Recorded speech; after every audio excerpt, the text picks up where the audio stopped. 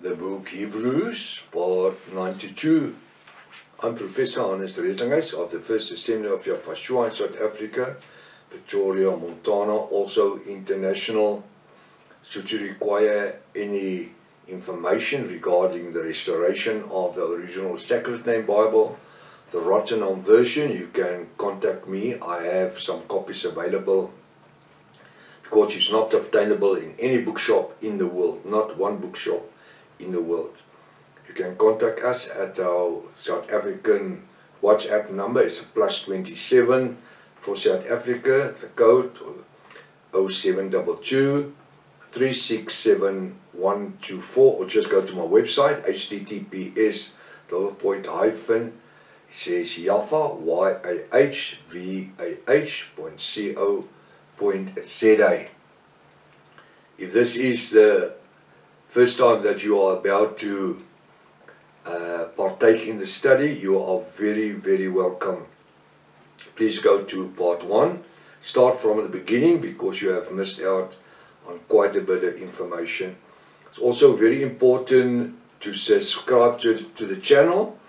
Share this link with other people so you can receive the notifications of all the studies that we are currently busy with. Also, our TikTok messages are very, very interesting and necessary. Please send this link to your friends and family.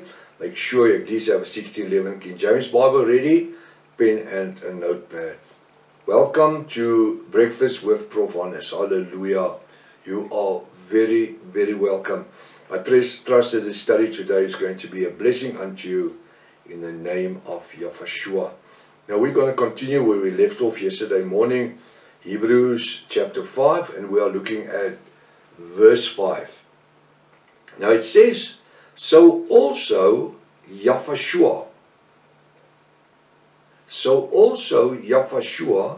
glorified not himself. Now look at that himself, that he must be a capital H, referring to Yahvah. Make it a capital H. To be made an high priest. So also Yahvah glorified not himself. He didn't make himself a high priest. He didn't come from the bloodline of Aaron or of Levi. He came from the bloodline of Judah, the earthly bloodline, which was his father's and mother's bloodline. So he didn't make himself high priest, and no human made him high priest. Verse 5, so also Yahvah glorified not himself to be made an high priest, but he, capital H, Yahvah, that said unto him, capital H, Yahvah. Excuse me, let me just come back. Verse 5. So also Yahvah glorified not himself to made an high priest, but he, Yahvah, it's a father, but he, Yahvah, capital H, that said unto him, Yahvah, thou art my son. That my must be a capital M. Today I begotten thee. I will even make the thee a capital H, a T, for thee. So Yahvah glorified Yahvah. You remember we studied Hebrews chapter 1, where we came to know that Yahvah was one of the angels, and that he was glorified or begotten. Other places he says begat. That means uplifted, not giving birth to. The Father didn't give birth to the Son, but he begat him, he was begotten. Which doesn't mean he was forgotten, no. He was glorified, he was raised above the other angels. He received a name above every other name in heaven and on earth. The Father says, today I will be a father unto you, and you will be my son. Or today you will be my son, I will be a father unto you. In chapter 1 of Hebrews, he says, Hebrews chapter 1, he says that he calls him a Elohim, a God.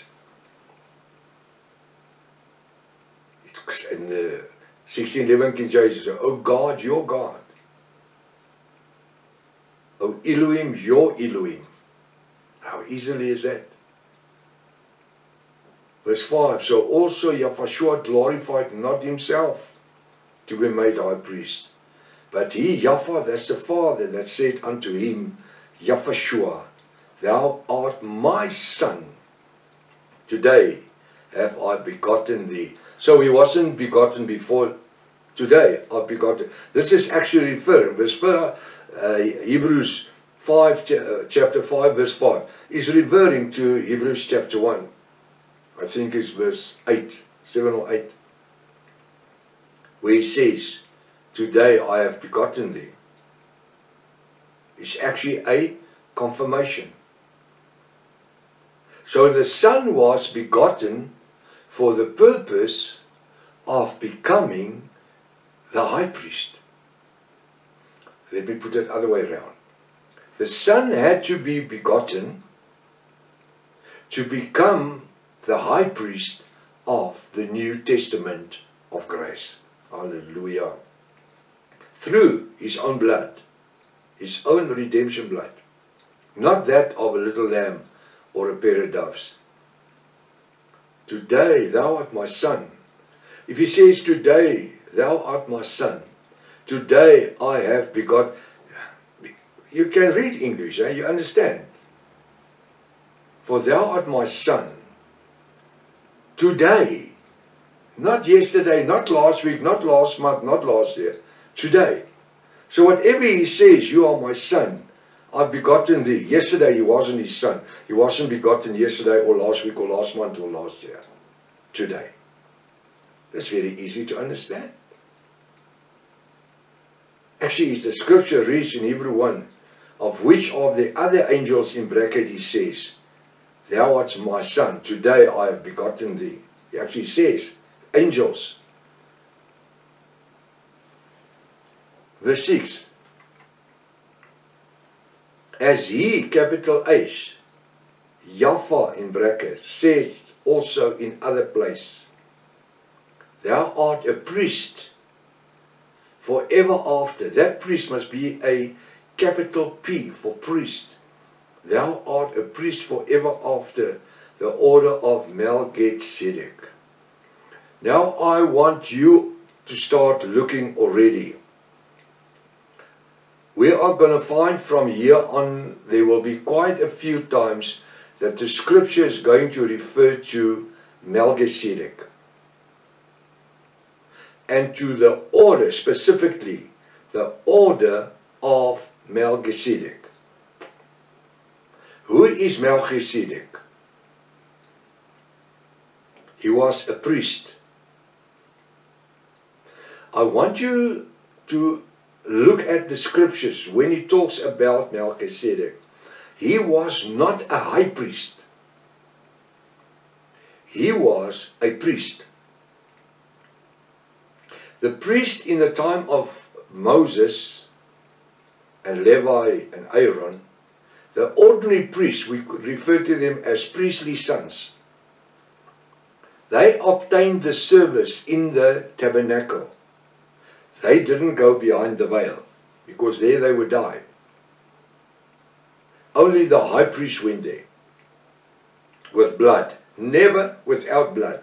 He never entered behind the veil without blood. But the priestly sons obtained the ordinary daily sacrifice and running maintenance of the tabernacle. So were Melchizedek. He was a priest and he maintained the temple that he lived in. Not having a veil, where once a year the high priest will go in behind the veil to offer sacrificial blood for atonement. I don't find that in the scripture. He maintained the tabernacle, or well, he had a temple,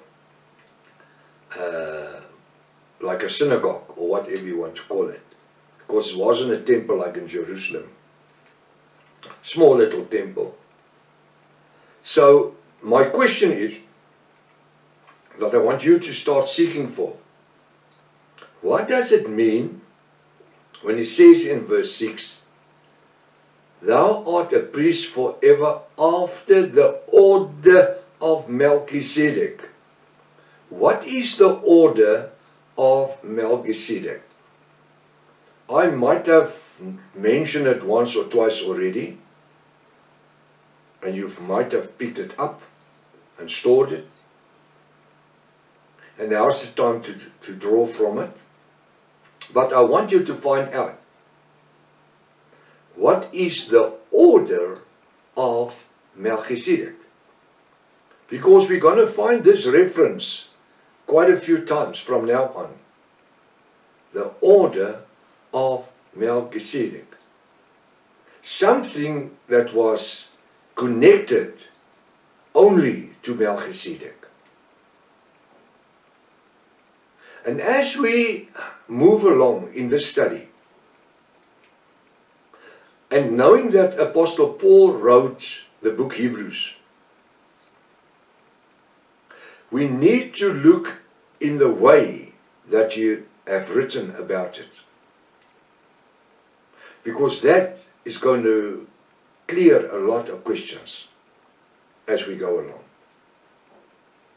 Verse 6. As he, Yahweh, said also in another place. Another place, that will be in Hebrews 7, around there. I don't want you to rush to Hebrews 7 now. For thou art priest forever, not high priest. He was a priest. But Yahushua became a high priest. Thou art high priest forever, after the order of Melchizedek. Because Melchizedek was only an ordinary priest.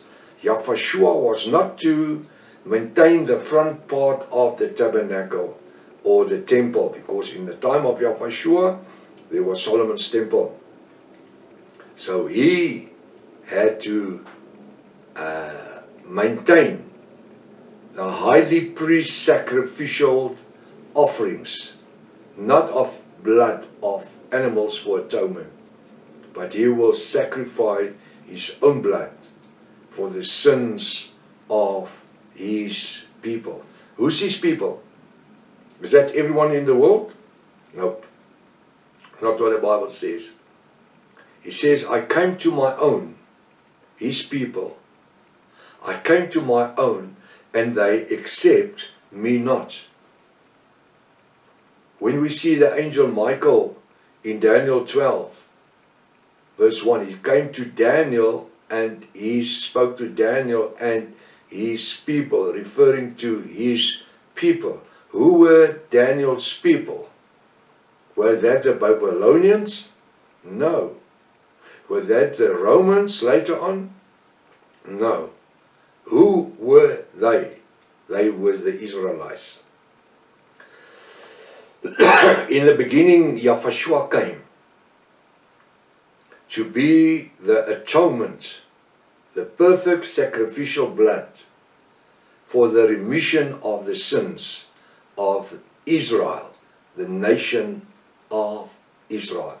And I spoke to it before, where the ministry life of Yahushua was 3 years. 2 years, he only ministered to the nation of Israel. And then they rejected him. Then they say, crucify him.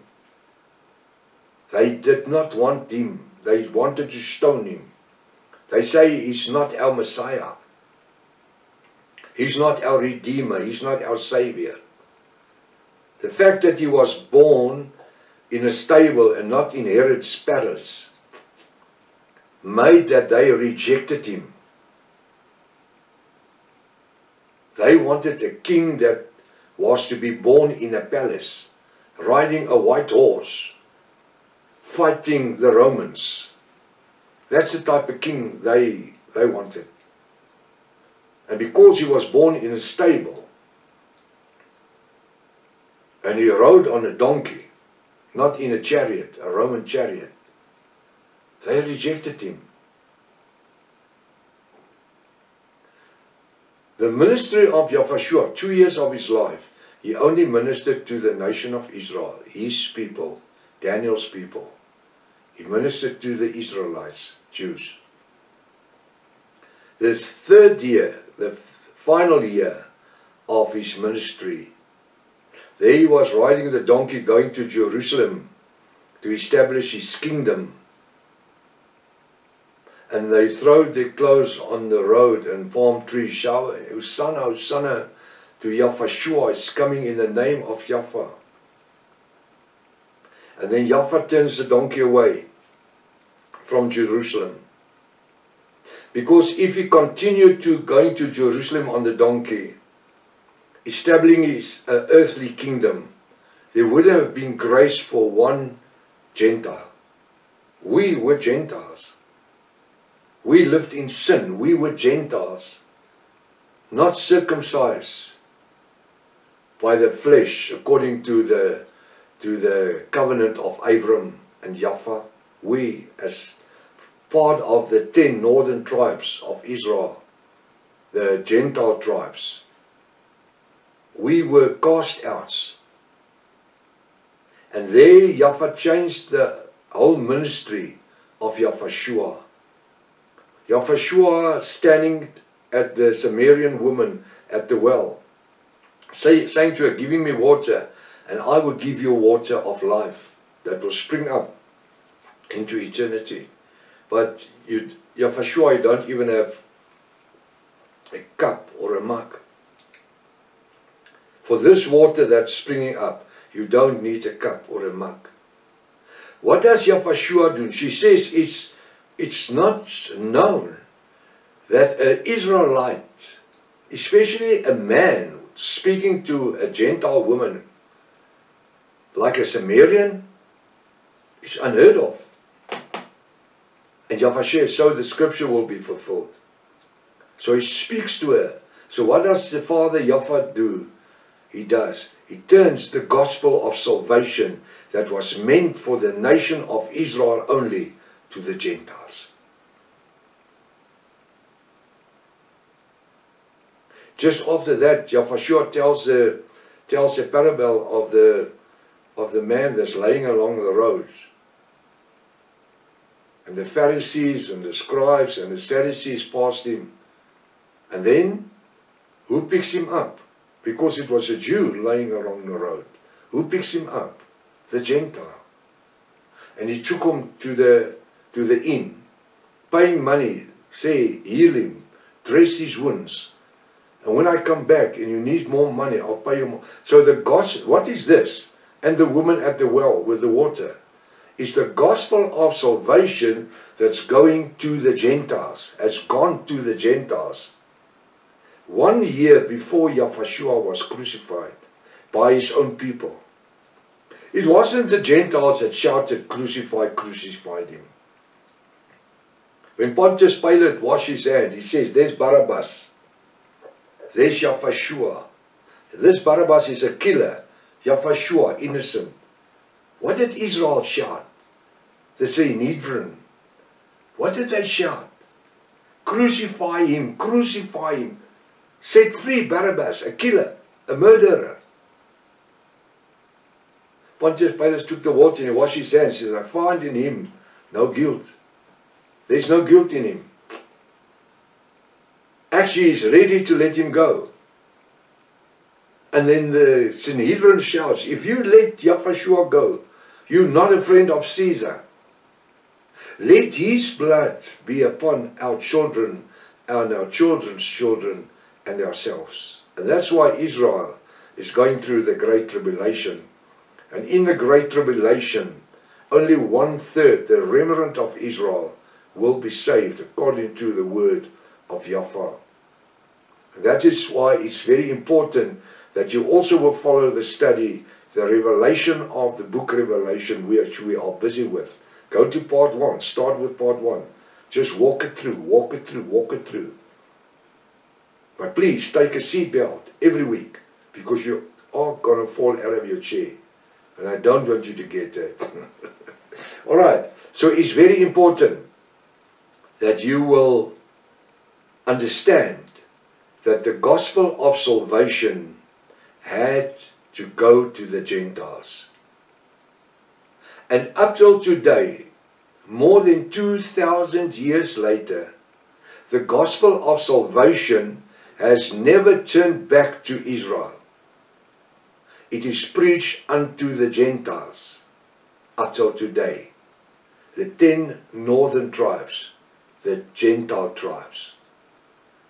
We were part of a Gentile tribe, but today we are washed in the blood of Yahushua, redeemed by his blood. We came to repentance, we immersed in the name of Yahushua to the forgiveness of our sins, buried the old man of sin, living in holiness, walking the road of faith.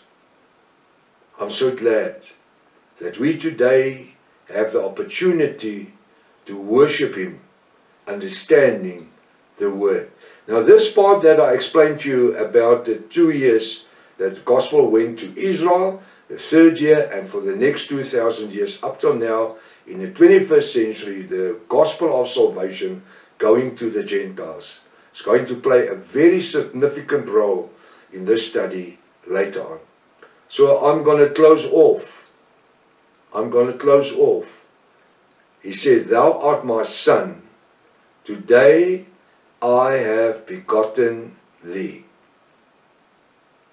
The purpose of it all is that he, Yahushua, what will become not a high priest, the high priest, that did not have any sins and did not need an offering unto himself first. He was sinless. The Bible says he became sin, being crucified on a Roman cross. He obtained sin. He wasn't sin. In his life of 33 years, he never sinned. He was Yahweh revealed in the flesh. Now till tomorrow morning, if it's Father's will. Maranatha. Yahushua is coming back again. Hallelujah. Praise his name.